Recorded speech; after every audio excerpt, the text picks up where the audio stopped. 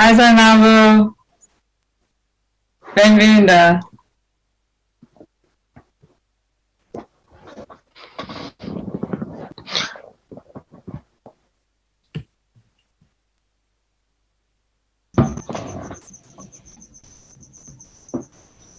Okay, Zainabu, can you say something? Oh, yeah. Okay. Welcome. Cassandra's on. Remember Cassandra? The Hi, music Cassandra. professor? Oh, yeah, I remember Cassandra. I'm sorry, I'm late. My internet was driving me crazy. It's okay. We're all here now. Okay. Oh, man. So, Lupezio, what do we need to do to start here?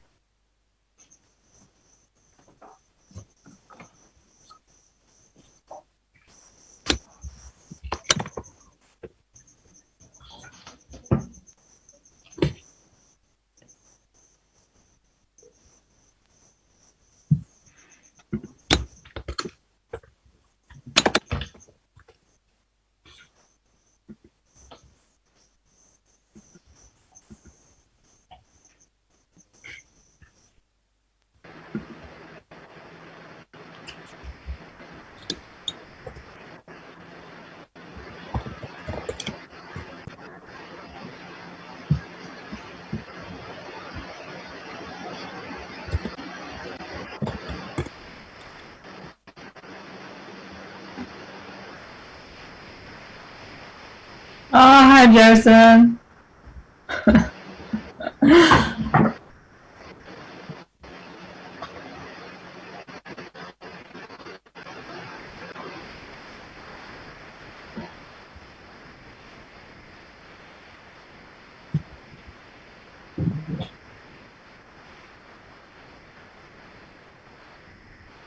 Sorry, guys, just waiting for them to give us the signal of when we're ready to start here. Is it being live streamed or Yeah. is this recorded? No, so it's going to be live streamed to Facebook and YouTube. Got it.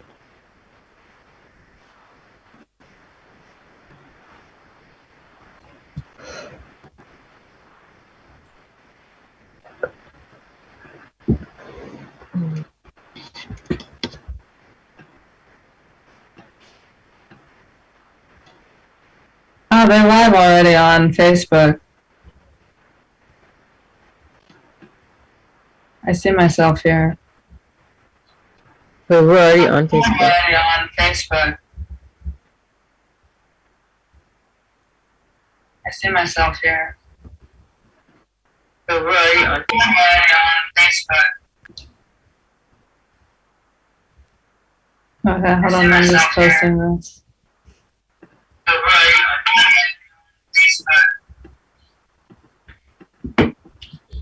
Jason, do you know we're waiting on anything?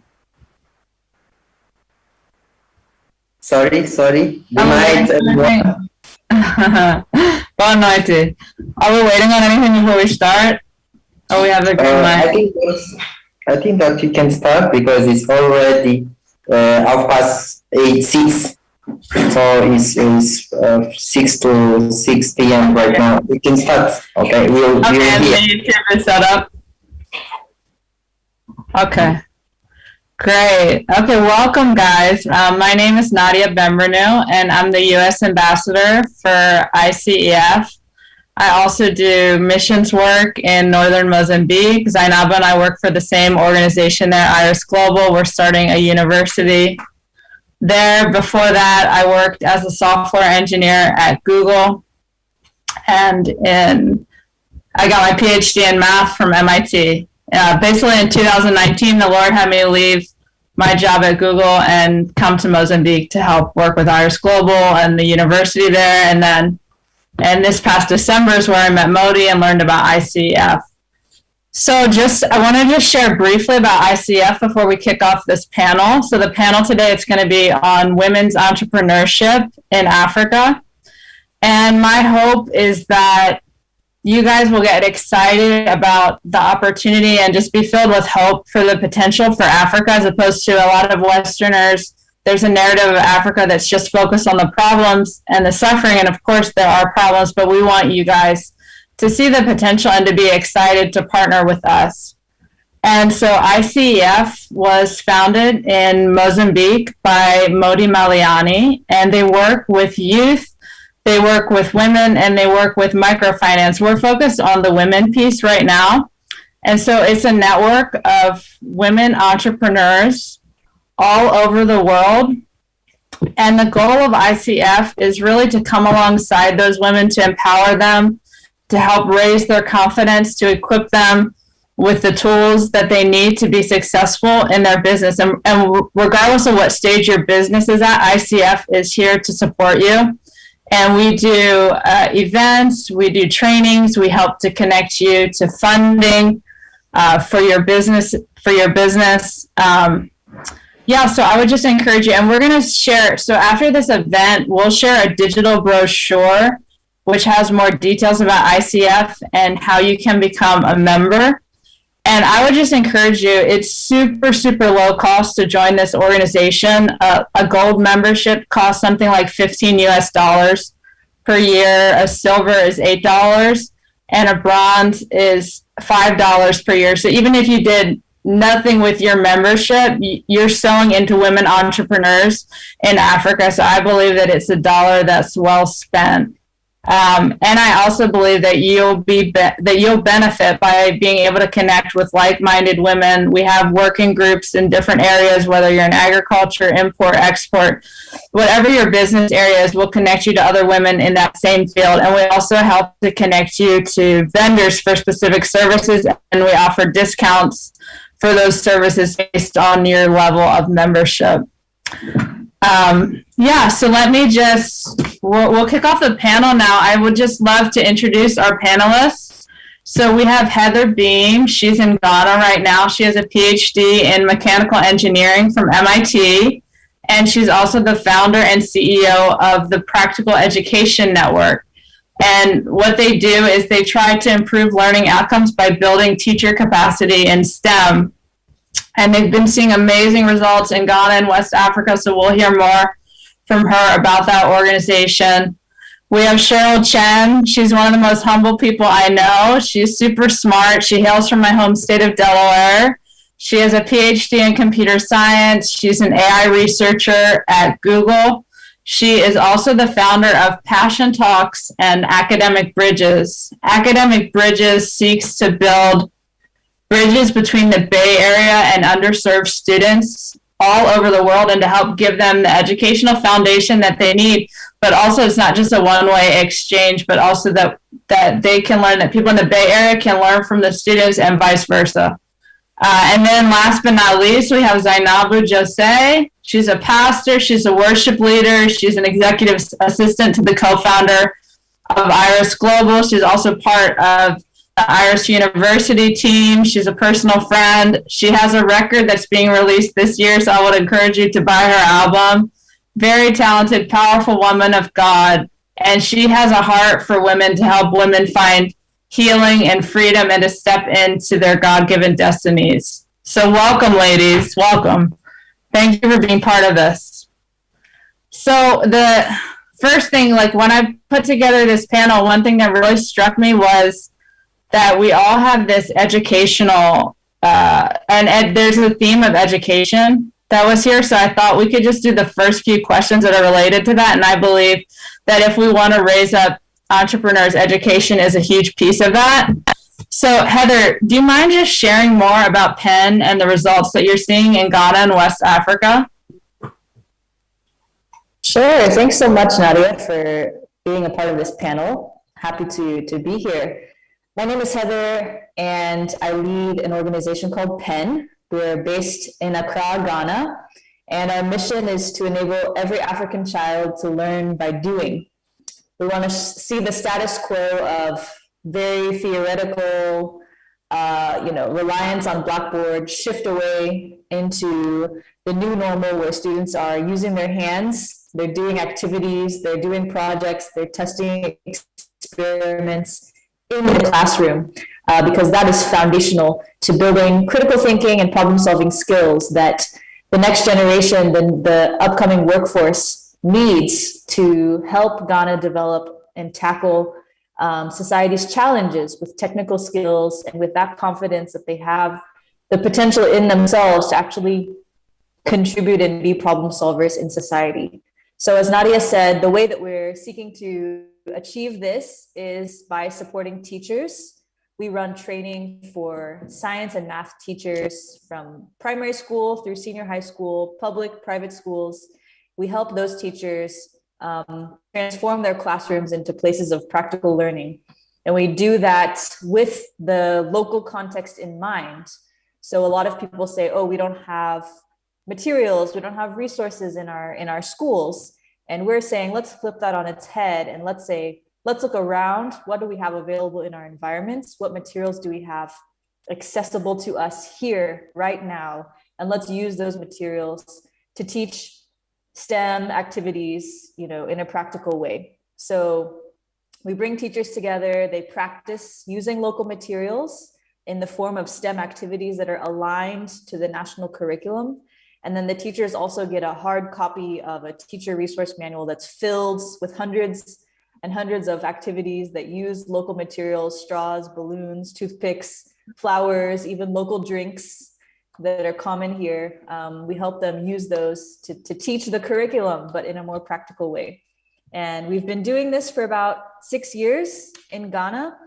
We've trained 100 trainers in hands-on learning, and we've reached more than 3,000 teachers with this approach. And so we estimate we've reached more than 500,000 students in Ghana with hands-on learning, some of whom it's really for their first time to get to actually do that, especially in a school setting. We've also worked with the Ministry of Education to try and infuse some of these activities into the national curriculum. And so we are working hard to build, to support the whole ecosystem to really adopt hands-on practical learning as the new normal. Wow. So in a nutshell, that's what we're doing. That's amazing. And it's amazing already the scale, the number of students that you've impacted through this. And I completely agree that when a student engages with their hands, and as opposed to just rote memorization, but there's something about really equipping and empowering students to take ownership. And when we do stuff with our hands, we remember it more. Mm-hmm. And I really love that you guys are just using the local materials and not a complicated setup. And that's one thing that I've noticed in Africa is that people are extremely resourceful. They know how to work with what they have and to be creative. They can fix anything with anything on hand.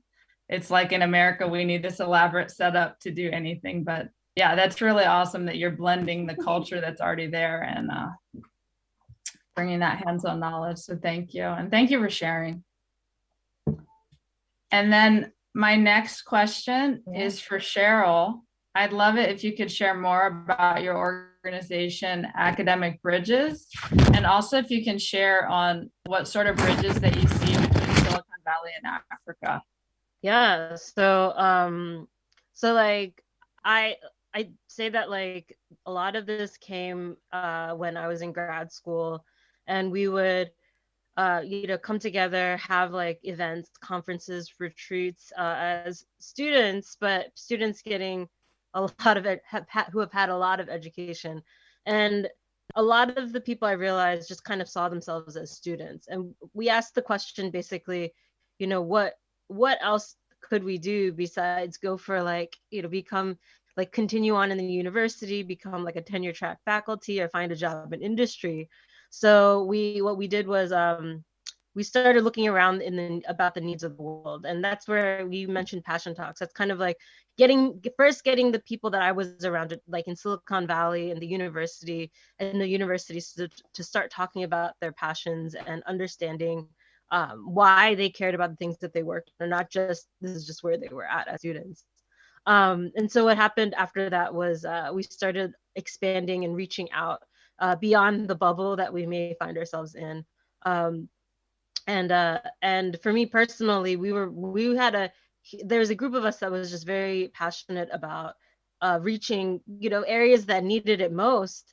Unfortunately, we didn't really understand just there's so many barriers that kind of stood in our way at that moment in time. And so one of the things that I did was I started teaching around the world for very more privileged kids from more privileged backgrounds. So I got to teach in Chile, Peru, Kazakhstan, India, China, and there we were able to learn and see how every culture has a history, has a story, has like a strength and a power, but also a pain as well. Like the land itself kind of there was just so much to overcome in each distinct region that we went to, and the culture and the community that was there. So we were there teaching a lot math, science, creative writing, and things like that.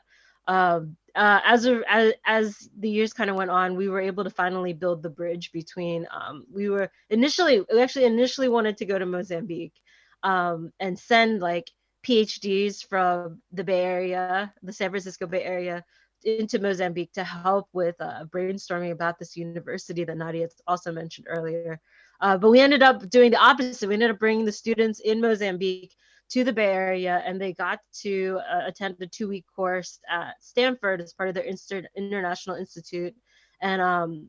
And also they got to visit Meta, which was Facebook at the time, and they got to visit Google. And we because these are students from Mozambique, we also had some students from Morocco as well. And there they were able to interact with. We made sure to connect them with African Google employees, African Facebook employees from their region or their country that they were like in those interactions speaking in their language. So I didn't even know necessarily what they were talking about, but I could hear them laugh, and it was like an incredible exchange to see these different contexts come out. These were like end of high school, like heading into college students. And that the theme of academic bridges has always been like looking to kind of connect places that may not have necessarily had that, people who may not have had that interaction with these corners of the world, and that the talent in the world is distributed into all these different regions, all these lands around the world, but the opportunities are sometimes concentrated in these like economically popular parts of the world. So when we had these interactions, then not only like internationally, but within the US, we're working with like HBCUs right now, the historically Black colleges, universities here at stateside. And as we're doing these exchanges, what we're seeing is that it's not really just a here we are in Silicon Valley, we're so innovative, we're so great, we're gonna impart our entrepreneurship onto other parts of the world. But it was more that like there was just a genuine joy that came out of connecting with people and being able to have a sort of exchange. And I would say that like a lot of the people who volunteered and helped and taught, like I would say that they were impacted as much as, if not more, in a lot of ways, from interacting with students. And Zainabu was also there. She was basically leading the Mozambican students, and she got to experience a lot of these programs alongside these young leaders. And I feel like we learned a lot from Zainabu, just her enthusiasm and her passion really connected with the professionals and those who are volunteering and working on the academic bridges side of things. So yeah, it was incredible. I mean, there was so much more. There are so many other things that happened. Yeah. Yeah. Wow. What an incredible opportunity. Zainabu, can you share like more about what that experience meant for you and for your students? Yeah, that opportunity that was given to us, like the student, to me, will last longer. Like it really inspired us, just for being part of the academic bridge program, and see all the volunteers and everyone that was there, putting their life, like their hearts, to see Mozambique, Africa growing, Morocco and Mozambican team. That really inspired us. As I shared before, about how this impacted me in the area of business also. Like we we went to Stanford University with a vision. But after the program, we all came out with different visions. I remember the student changing the course they want to do. I remember changing the course I wanted to start for my master. Now I'm studying science of business administration with Florida Christian University. But I wanted to do international relations. International relations, that was one of my passions. I want to study international relations or anything that has to do with strategic management and all this kind of stuff. But after we went to the program and see the way the teachers were giving themselves to that, we start to realize like, why I want to do this course? What is the objective of me doing this course? And we start to find ourselves in the place that we're like, no, we really need to do something that will solve problems. And business, like in my area, I know the first students are doing different courses, like Matthias is studying English because he wants to solve problems in Pemba or problems of English. There's different kind of people that they don't speak English, but we have opportunities of business in Pemba. So it's like, Mana, I really want to do English because English will impact many people. English will help many people to get jobs. And York is studying as science. Computer science. That's his dream. Computer right? science. Yeah, Yeah, that's his dream. Yeah, he didn't change, praise God, but his perspective of how he wants to do that is really, really impacting. Yeah. So he's studying as computer science because he wants to help the local people to know how to use computer. That's beautiful. It's not about course. It's not about you studying to have a degree. It's about you want a degree that will solve problems in your country. I never saw myself doing in that area of business, the area I'm studying now, the master. But yeah, but now I'm in this, like studying as science and business administration with Christian Florida University. And the objective is not just studying, it's to solve the problem in my country, especially in women's, like especially in women's, to give them voice, to help them to get their only job.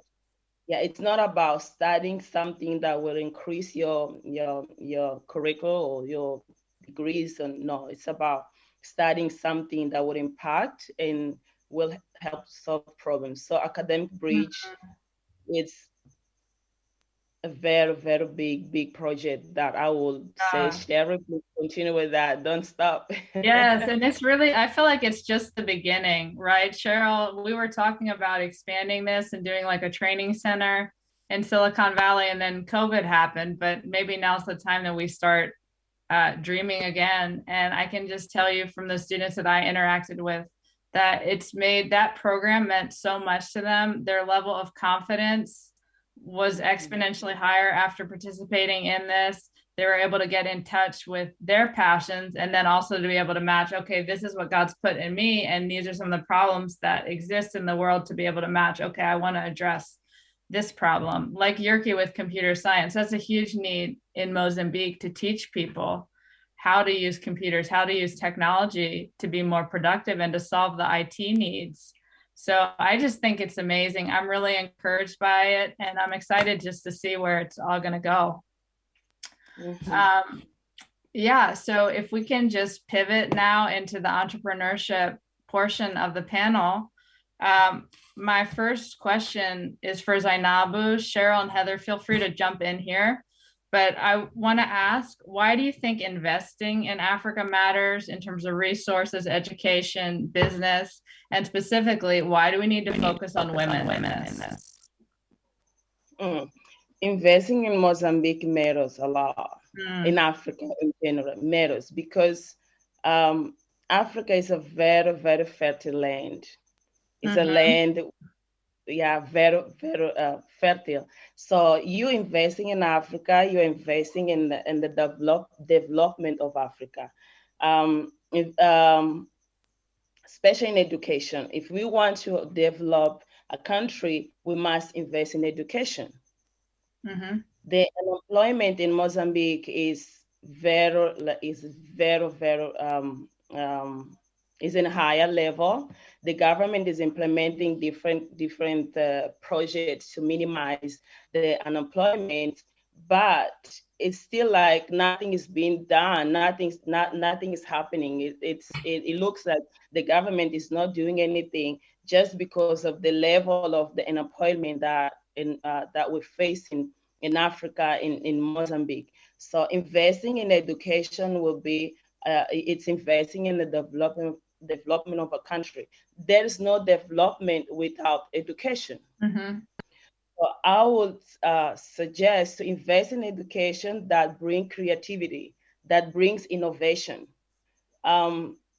We have theories, we do have theories, but we need something that will give tools to the people, give them tools to know how to solve their problems. Mm-hmm. Unemployment, government problems? No, it's just it is our problem. It is government's problem, but also it's our problems. So if we invest in business also, like if we invest in business, we are empowering people to stand up and have their freedom in financial area. Investing in more in women is to give a women is to give them opportunity to stand up and have freedom in their financial area. So I would say, I like to say that women is a very fragile but also strong person. The business that is in the business that there's women in front, there's a lot of growing, a lot of yeah, there's a lot of growth. So there's a put that women is a fragile, but also is a strong. It's a fragile vessel. It's how the verse said it's a vessel, fragile vessel. But also, yeah. Okay. Yeah. But also, it's a very strong human being that I know. Yeah. In my country for many years, like I would say, in my opinion, women, they were like they were financial auxiliary of a man. But now, recently they are taking a place of management. The women's also are taking care of their homes. They're also taking care of how they're trying to figure out how to bring food home, how to develop my own life. So investing on women is investing also in a nation. Absolutely. It's investing in a nation. So when we invest in women, we're empowering them. We are letting them stand in their only dreams. We grow up in the different families, but in Africa, but families that is based only in a man. So I would say investing in the women is to empower them to bring development in their only society, in the area, in Mozambique, in Africa, also in the country. So wow. Yeah, I agree. And I think when we invest in the women, we're investing in the family too, because the husband will be influenced by it, the children's children. It actually affects the generations to have that mindset shift. And one of the things that I hear about a lot in northern Mozambique, because the education of women isn't a priority. So a lot of times women end up in abusive situations, and because they're completely financially dependent on the man, they don't feel like they can leave because they don't know how to survive. So that's a huge reason of why we need to help equip them to be self-sustainable, how they can produce their own wealth, how they can provide for their family and not have to stay in an abusive situation. And it teaches them that they have value, like that their lives matter. Yeah. Yes, I did studies in the market of Pemba, Mozambique, and I was doing research about the entrepreneurship in Pemba. That was part of my project for my university. And in the whole market, I only found 3 women. Wow. Doing business. That really broke my heart. Yeah, that really broke my heart. I'm like, and I start to ask everyone around the men with their small business, like, where are the women's? And they said, and they said, because our country, our culture, and the women stay home and help with the kids and help with food and all different things. So I was like, no, we need women here. And the women the 3 women I found there, they wasn't even from Pemba. They're from different places. Wow. Yeah. But also there's different markets there, but I went to the main market. I believe that there's some women's also on the other markets, but in this market that I went, I only found 3 women, and that's a huge problem. That's a problem Wow. that needs to be resolved, needs to be solved. So Yeah. investing in women is giving them independence, helping them to stand up and fight for themselves. Yeah. It's good to stay home, take care of the family. Yes, do when it's needed, but of course. yes. So I would say women is a Yeah. pillar. Exactly. Pillar. It's both and. Where women, their role matters in the family and it matters in the business world too. Yeah. Exactly. Exactly. Yeah. Heather, Cheryl, do you have anything to add?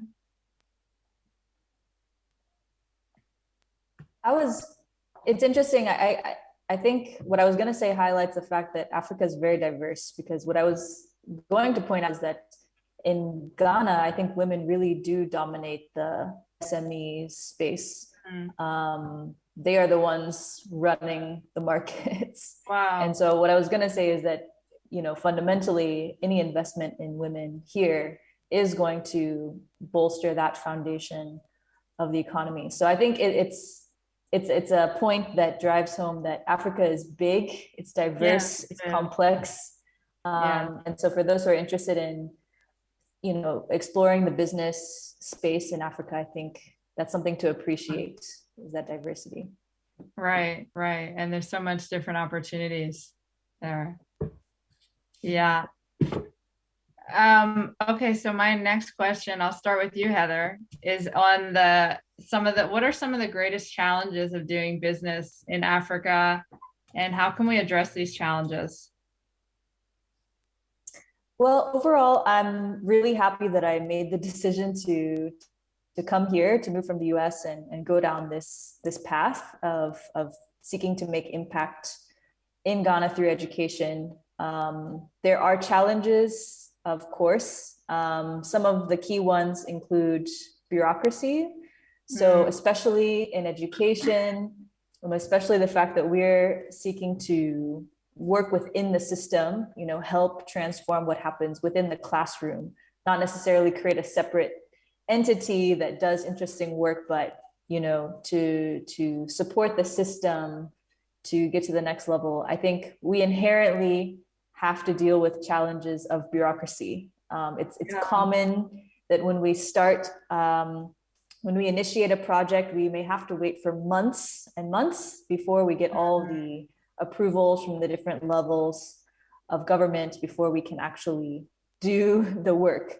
And so that inherently makes the work challenging and more slow than we would like. And that's kind of the nature of the beast, though, I guess. And I think it's something to just be aware of, that is part of the reality of doing work in Ghana, especially if you have to interface with the public sector. Yeah, I really agree. And it's the same in Africa. There's so much red tape and bureaucracy. It would be amazing to see that shift, because it really is hurting people from being able to start businesses from the continent, being able to prosper. I really do think it hinders a lot of work from being done. Yeah, and we're still waiting. This university, it's been a many year journey, and we're still waiting on government approval. But I mean, I believe it's really going to help the province of Cabo Delgado and the nation of Mozambique once we're finally able to open. Yeah. Zainabu, Cheryl, do you have any thoughts?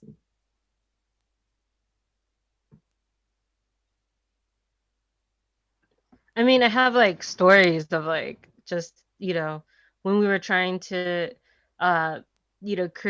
establish the travel of the students coming over, like there was just a lot that we had to think about culturally, a lot of it's cultural sensitivity. But I know that on the Mozambique side, I know that like they were going through a lot of cultural, like it's like just training of like what it would be like to come to the West. It's just incredible how separate the parts of the world are, like their impression of I think both sides, like our impression of some of the countries in Africa is what we see in on like YouTube, and then for them like they watch Western movies and that's like their impression. And just kind of there's definitely like it's just and it feels like it shouldn't be that way. Like with technology, with the way we can connect, we shouldn't be so like separate. Right. There were things like we were writing letters to get the students visas, or travel, like approve their travel to come over. And I know like the government saw like, oh, they're coming to Stanford and they're going to visit Google, and these are like young women in Morocco coming over to visit like Facebook, Google, and Stanford. And I think the embassy or the government was like, they were like, is this for real? Like they got stopped, like they wouldn't let them board the plane, and things like that would happen. So Wow. I don't know. I definitely, Heather, I just like, I'm so fascinated by Heather's work. I just think Yeah. she's just been there doing it for such a extended period of time. So I'm like, I don't know. I have some short stories, No. but nothing to the scale that Heather's doing. Wow. Zainabu? Yeah, I would agree with Helder also about bureaucracy. We deal with that here in Mozambique, bureaucracy. It's not easy to just legalize your business, but also it's possible. It is possible. You just need to know how to do and with who to deal with and how to follow. So yeah, so we deal with that, but I believe Yeah. it's nothing impossible. It's not impossible to do. Amen. And yes, and also had the mention about the women's on The in market. Uganda in the Mm. market. That's amazing. Like I only talked about the small part of Mozambique, north of Mozambique, where I serve God right now, like what I'm serving. But if you go to different provinces also, you will find a lot of women's in America, like Maputo. There's a lot of women's in Maputo, in America. Even if that, like the number now is getting slow. I don't know why, but also there's a lot of women, not just in America, because business is not doing only in America. You can use internet, can use different kind of tools to spread your business. So I see different women's also using technology, Mm. to reach and or um, to spell their business worldwide and to do their business in Mozambique. So Wow. yeah, Yeah, it that's is. a great transition to my next question, which is how we can help bridge the digital gap in Africa, and specifically how the tech industry can help with that. That's one of the things that I've noticed in Mozambique is that technology is relatively new. I mean, most people that have phones, I guess they're on Facebook and stuff, but learning how to use a lot of things are done with pen and paper or in a teaching people how to use computers, how they can use technology to be more productive in how work is done. And I think Mozambique is in the midst of a transition there, and it's uncomfortable for a lot of people. And yeah, but I think there's a huge opportunity as well. So I'd love if you guys can just speak into that.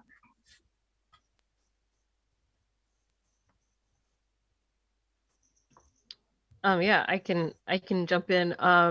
Well, like Nadia, you and I know each other from Google, and at Google we have like the next billion users work of people just trying to figure out ways of getting the world more connected. And I think the hope, like the optimism, is that that the hope is that we leapfrog some of the outdated ways of doing things that are no longer that are currently not like the best way to do things. I think one of the examples is like telephone cables are kind in some ways have just become outdated because of mobile technology and satellite and just the internet that runs through the oceans around the world. So I think that is the hope, is that like we'll be able to get it there. But like even in little things that currently exist, like WhatsApp, like that was one thing that I realized a lot. Like students around the world, like a good majority of them are on, some sort of chat program. And for us, it was like just even small things like we during the pandemic, me and Nadia worked on setting up a pen pal program between Stanford students and some of the aspiring university students in Mozambique through the high school that they have there. And just like small connect like aspects of just like again breaking barriers and having people connect is already, it's kind of one way to do it. There's a lot of students in different parts of the world that would never get to interact if it weren't for these programs but the platforms and programs, but just like also just creating the opportunity for those things to happen. So I think that that's on the more, it's just incredible how low hanging the fruit is for just these like very simple connections. And then on the larger scale, on the Google scale, yeah, there's companies and initiatives trying to bring technology in a way that's accessible and usable for people all over the world. And there's a lot of people, like there's a lot to the getting more connectivity, but then there's also like the connectivity that we currently have that like there could be so much more we could be doing with. Yeah. Amen. Yeah. And I mean, this is just my sense, but I really feel like there's going to be a tech boom in sub-Saharan Africa. I think especially South Africa. I believe it will affect Mozambique as well. And yeah, I mean that's why they call it the like next billion users, right? Yeah. It's like we're looking for these pockets of which there's opportunities to kind of contribute. And it's like, and also like without the participation of these regions of places that may not be connected right now, they're not getting to define that technology for themselves. And so there's like a whole, if people are thinking about markets and opportunities, like there's just so much to do, so much that can be done. Yeah, I agree. And I really agree with what you said about there's just so much low hanging fruit with just minimal effort. We can have huge benefit. I know like with the university team, I did like a digital skills training with them when I first came and teaching them how to use Google Docs and different tools to be more productive. And even just knowing how to use Google Docs, that's really changed how they work and helped them in so many ways. And it was, very little effort on my part. Yeah. Zainabu, Heather, do you have thoughts? Yeah. I started to really, really use Facebook. That's me speaking. I started to really, really use Facebook after I went to Facebook. Wow. Like I used to have an account. I used to share my stuff on internet and Facebook, YouTube, no YouTube, Instagram. But to really use, I started after I went to Facebook and see that no, this is not something that will control my life. This is something that will help me grow. Okay, so I believe that there's these small thoughts that it really needs to it needs to be break, or it needs to be we need to teach the right thing about the technology also, maybe spell the word of how the technology can impact life, how you can really grow using technology. Because like I personally use it Facebook after I went, like really use Facebook, and after I went to Facebook and realized that no, this is not something that would take out my attention if I don't want to. Like I can control myself on how I want to grow through this and still use it. So I believe if Right. we impact, we equip people with skills of technology and teach them tools in technology, in Facebook, in Instagram, in different kinds of technology, not just Facebook. And if we equip them with different tools, and that will help a lot. Yeah. That will help a lot, because now, like for what I see, technology is being seen as something that is spelling a bad word. So it's about how we spell, yeah, how we not just bad word, but how we spell, publish the life, just the simple life we have. But we can teach them that they can use Facebook to do their only business in Facebook. It's Right. possible. Right. Like it is possible. One of the biggest company in the world in transportation, in transport area, is Uber. It's Uber. Uber. Yeah. And Uber just use technology. Is using technology to reach many. So Yeah. It's giving a lot of people jobs too. it's giving a lot of people job, but they don't have many cars. They don't have, probably they do have like small office, okay, but I would say most of them they work home. So we need to bring that culture in our society, also in our area. Yeah. Like to teach, like business is not just what I can sell, like what I can do, like just with my hands, but I can do also something. I can use information. Okay, I can use information to bring to make money.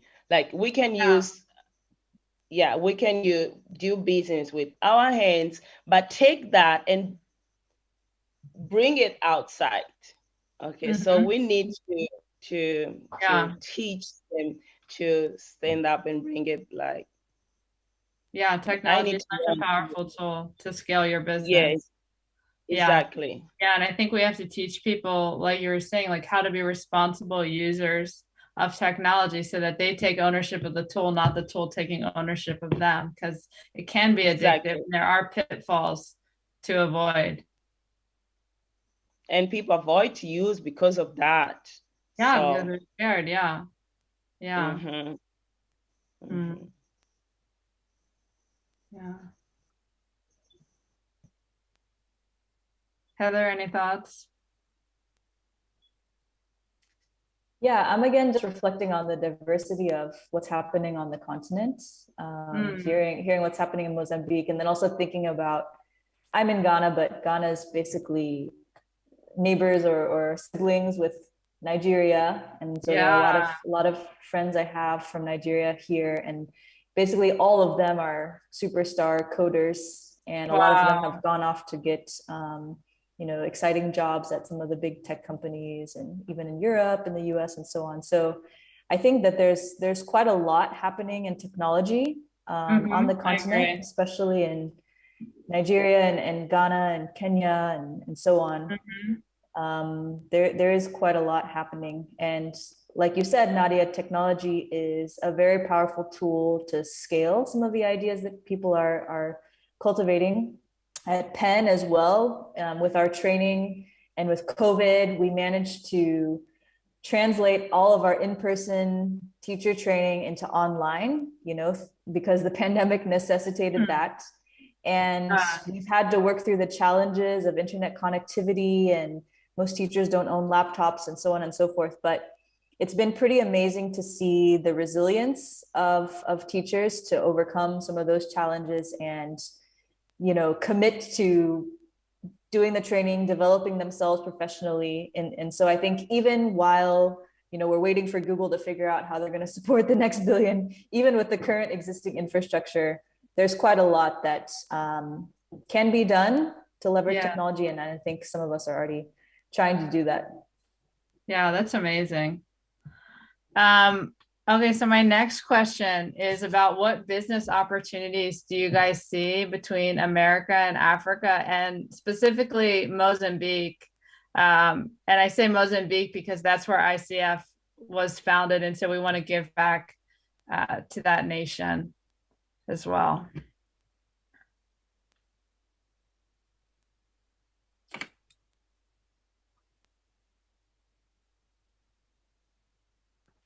I feel like Zainabu and Heather are gonna have much better answers, so I'm gonna go first. I totally resonate with what Heather's saying. I know, like, you know, in my area, I work in like AI and machine learning research.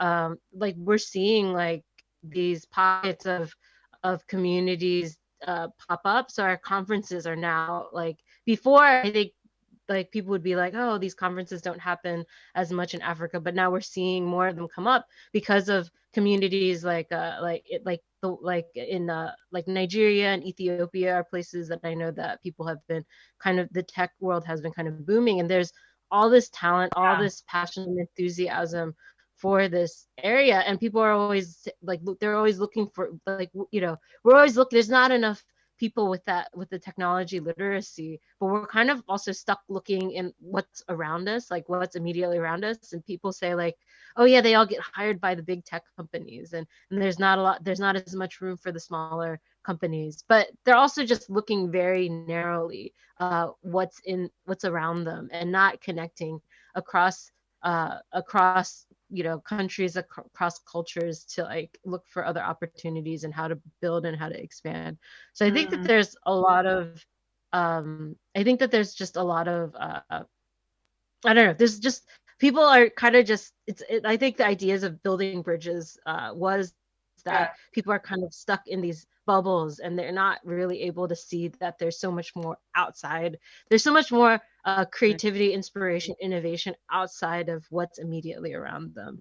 And I think that's what's really exciting. Like that was what interests me about the university in Mozambique, that like I've heard about this university. I think they've been dreaming about it for over a decade. Like I was just a grad student when they were talking about it, and that the concept that we would be able to do visiting scholars in, like, we already can do visiting scholars, but like to kind of see this university come from the ground up, and that it could be a home for us, and a hope for us to give and receive intellectually, was just something that really people just like are so eager to learn more about and to be able to participate in. But then I hear about like Heather and what she's already doing, and I'm just like, wait, we have people that probably would love to plug in or help, like, you know, not just teach but learn from the stuff that Heather's doing and what's going on there. It's just, I think it's just like, Nadia, if you didn't assemble this panel, we wouldn't have met. And it's just these like moments that don't normally occur. You have to kind of have innovators like Nadia to like think of it and bring people together in these ways. That's also your superpower, is connecting people. Yeah, Cheryl, happy to connect and see how best we can collaborate. That'll be great. I think that it's basically green pastures. There's so many opportunities to build businesses or you know, do work between America and Africa. I'm someone who likes building things, who likes solving problems, and I feel like if that kind of describes you, then the African continent is the place to be, because there's so many things you can get involved in, so many areas that of life and society that it becomes so evident that I could add value to this. I could help with this. So basically, if you're someone who likes building and solving problems, I don't think there's any better place to be than the African continent. There's so many opportunities in every aspect of society. Yeah. Yeah, there is so many opportunities. Like there's different areas in Africa that America can invest in Mozambique, so in Africa in general. As I said before, like Africa is very fertile, and there's different kind of resources. We have education area, we have agriculture area, transport area, we have infrastructure areas also that America can invest, like building roads in Mozambique, help how to build roads in Mozambique, help different kind, like how to deal with agricultures in Mozambique. Those are in even education also, as I said before, like education is education is a tool for development. So there's no development with education. Like what Cheryl is doing of teaching students, impacting students, that will be a very big investment also in Mozambique, like in the different schools of teaching them how to choose their only class, how to to choose their only course. Like it's not about you do the course because you have to. Like I've seen in America, if the kids want to start to be a lawyer, they will give them tools since kids. Right. They'll give the kids tools until he can become a lawyer. If he Right. wants to be a doctor, they will give the kid a tool until he can become. But in Mozambique, no, we don't have that opportunity. We don't have that. We grow up because of the environment we are, the situation in Mozambique, and the financial situation is tough. And we grow up trying to figure out where I fit better, how I can deal. It's not well, we think about dreams when we grow up, but when we were a child or when we were a teenager, we want to solve the problems of a moment. The problem is like bringing food home, and you become youth, you want to bring food home, you want to learn how to make money just to help your mother, to help your father, to help to bring food home. And we don't have that opportunity of grew up with the dream and follow all the steps, all the tools until we can get the dream become true. Yeah. So yes, so I would say there's different areas that America can invest. It can invest in education in that area. We can invest on the mothers also to teach the kids how to dream. We can invest on the fathers of how to teach the kids how to dream and start to tell the dreams. And we can invest on we can invest in families also. We can invest in maybe in the government area, which is possible, of how to be flexible with the documentations, how to run with the documentation, how can things can be smooth, not like making difficult for that, not excess of bureaucracy in general, without going to details. So there is so many, there's so many opportunities that America can invest. We have resources in Mozambique. The land is fertile and just waiting for people to wake us up. That's right. We must wake up ourselves, but if we can have hands, we can have people lifting us up, that would be amazing. Like investing on the kids is to invest in the future. Right. And I think it's like many people in America, they're clueless about what's going on in Africa. They're clueless about Mozambique. And that's one of the power of just creating these connections and sharing people's stories. When you hear stories, it grips your heart. And then through those relationships, you can change someone's life. They can change your life too. One of our participants would like to add to this, Yasser. So I'm just you feel free to unmute yourself. And hi. Yes. Hi, welcome. Thanks a lot. Yeah. Thanks. Great conversation. I'm following up and everything. I wanted to share a bit of more startup-ish technology kind of opinion. I mean, technology is a very big enabler, and I feel like it can solve so many of the problems that we face in Africa and everywhere else. Specifically, I'm right now in Mozambique and building a company and a startup. So, what we're trying to do, or what I feel like Mozambique should be trying to do, or Africa in general, is to try to build an ecosystem. So what happened in other countries is that they have everything, an ecosystem for you to build your own startup, for you to build your own company. They have a payment thing, they have a cloud thing, they have so many other technology that you can easily grab and build your own startup. In Mozambique and in Africa, we don't have that. We don't really have, like, I'm struggling so much just to get payments done because no other company is offering payments in Mozambique. So all these smaller things are going to be, an enabler for you and your team or your company to actually do that.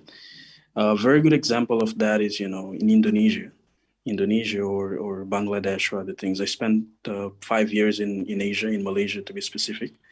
I was studying there and they came back to Mozambique. But I followed up so much of what Indonesia went from, the 2010 to 2015 to 16. And so many other unicorn startups started, coming up because first of all, they started copycatting the American companies. And then they started building their own versions of it. And this is how it happened. And I feel like that's the same thing that is happening right now in Africa. So many companies are imitating what's happening in the West and East. However, eventually they're going to be doing their own technology. They're going to be building their own stuff for the people as well. So yep, that's what I wanted to share. And yeah, thank you for sharing. And I think there's a huge opportunity for payments in Mozambique. A lot of things are very, very cash based still. Yeah, in my background, actually, I worked on Google Pay at Google, so super interesting that you're part of this call. Okay, so my last question here is, where do you see Africa going in the next 20 years or so?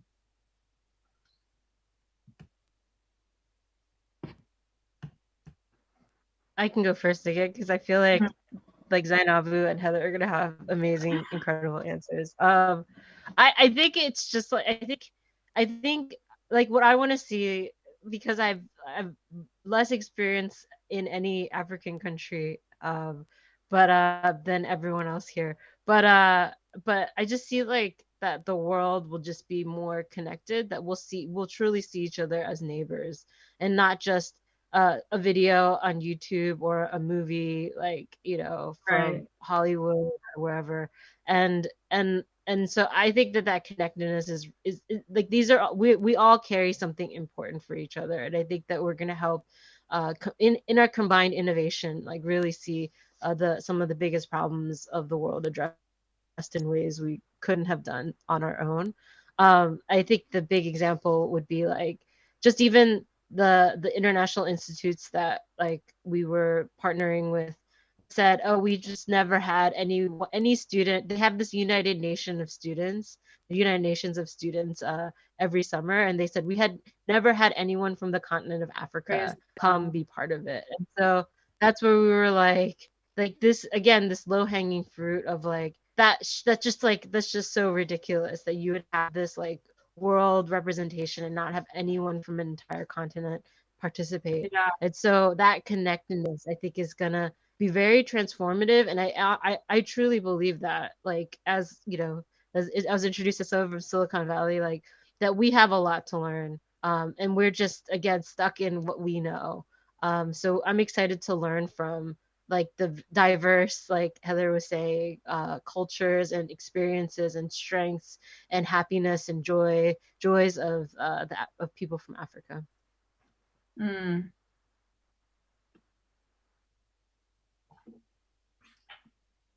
So there's a projection that the population of Africa is going to double by the year 2050, I believe.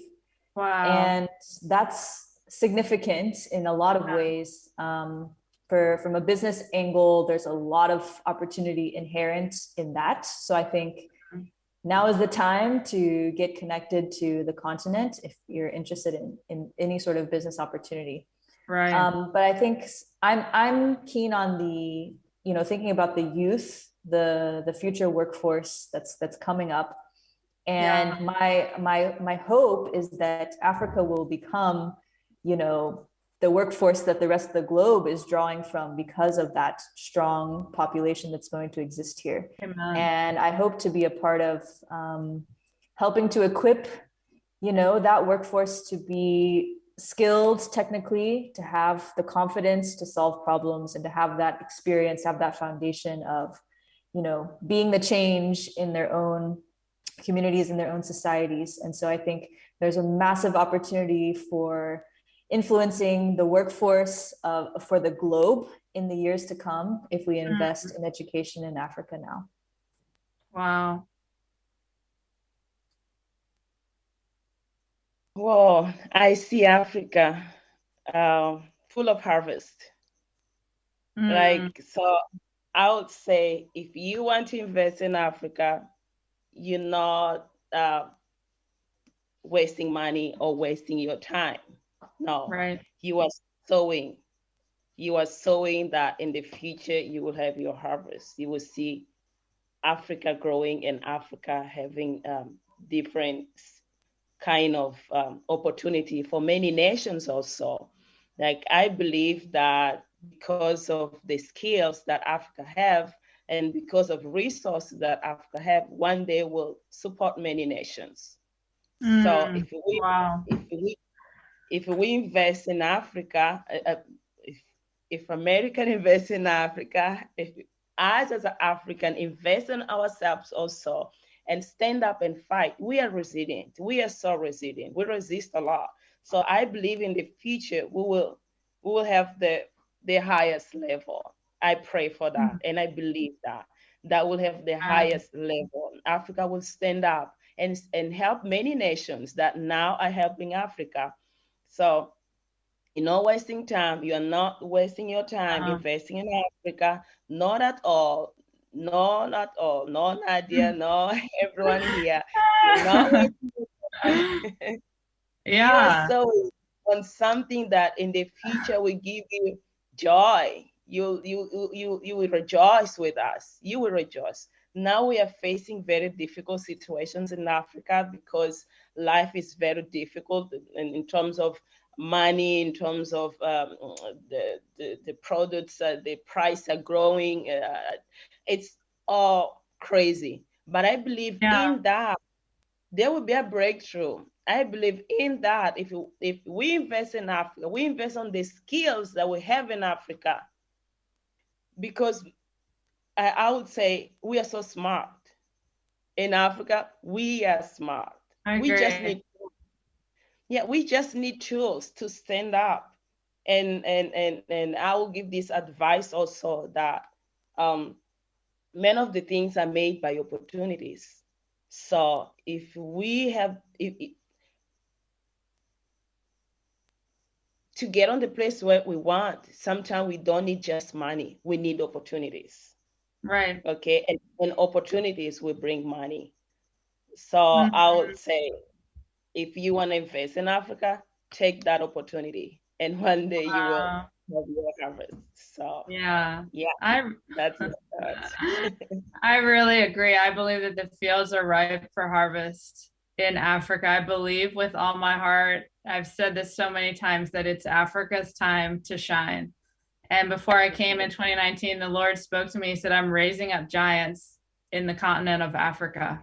And I was just seeing sons and daughters just being raised up, them being full of the Holy Spirit, them having knowledge and understanding in specific fields, whether it's the government, whether it's education, whether it's science. I saw them just going full of the Holy Spirit and bringing transformation into those fields. And I believe that there's huge untapped human potential in Africa. And rather, I mean, for hundreds of years, foreigners have just exploited and oppressed Africans, but it's time for Africans to stand up.